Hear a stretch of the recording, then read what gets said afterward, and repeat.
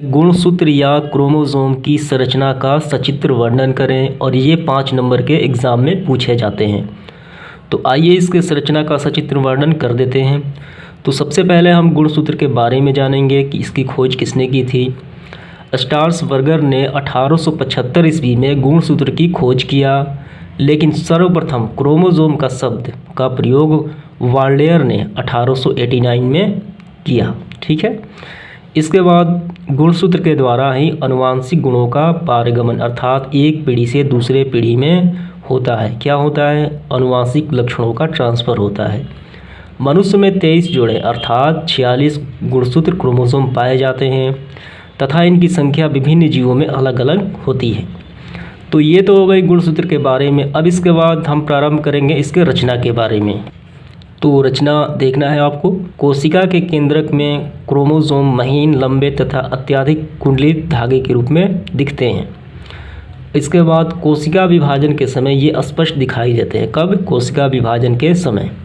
सामान्यतः क्रोमोसोम बेलनाकार होते हैं तथा प्रत्येक क्रोमोसोम निम्न भागों में विभाजित होते हैं। ये कई अंगों से मिलकर बने होते हैं।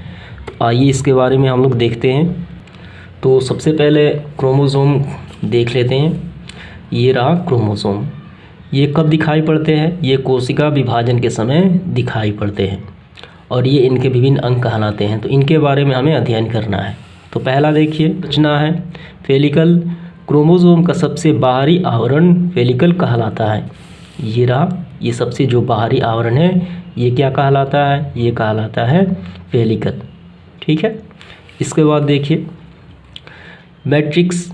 जेली के समान द्रव में जो पेलिकल से घिरा रहता है वो मैट्रिक्स कहलाता है। तो इसके अंदर ये जो सफ़ेद भाग दिख रहा है ये सब, ये क्या कहलाता है? ये कहलाता है मैट्रिक्स।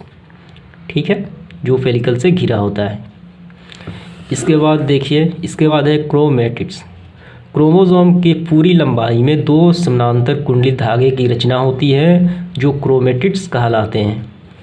तो यहाँ पे देखना है ध्यान से, एक धागा और 2 धागा। ठीक है, यहाँ 2 धागे की पूरे क्रोमोसोम में एक रचना होती है, ये वाला जो क्या कहलाती है? ये कहलाती है क्रोमेटिड्स। ठीक। इसके बाद यहाँ पे देखिए तथा प्रत्येक क्रोमेटिक में 2 या 2 से अत्यधिक महीन कुंडलित धागे के समान रचना होती है, निमेंटा कहते हैं। यानी इसी को ही कहा जाता है, दोनों को संयुक्त रूप से। इसके बाद सेंट्रोमियर। क्रोमोसोम के दोनों क्रोमेटिक एक स्थान पे सेंट्रोमियर के साथ के द्वारा एक दूसरे से संयोजित रहते हैं। ये देखना है आपको सेंट्रोमियर, यानी यहाँ पे ये दोनों जो धागे होते हैं ये दोनों ज्वाइंट होते हैं। ठीक है, इसे कहा जाता है सेंट्रोमियर। इसके बाद क्रेमोमियर।